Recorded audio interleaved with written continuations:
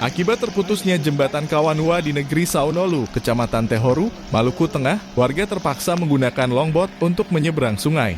Jembatan Kawanua yang menghubungkan Kecamatan Tehoru, Tluti dan Kecamatan Siwalalat, Kabupaten Seram, bagian timur dalam kurung SBT di Kabupaten Maluku Tengah, Provinsi Maluku, terputus usai diterjang banjir.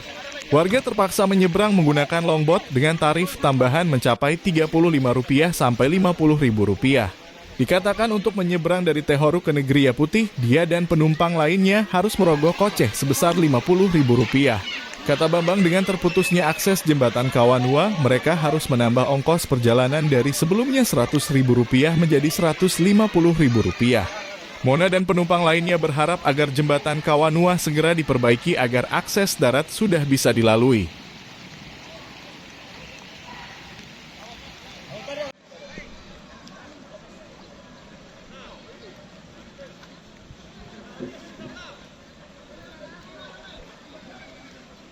Harapannya terakhir Pak, apa itu harapannya?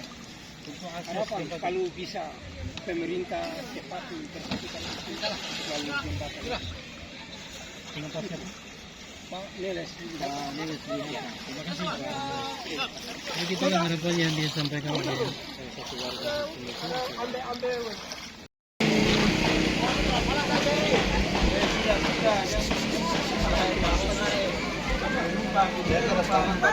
di sini.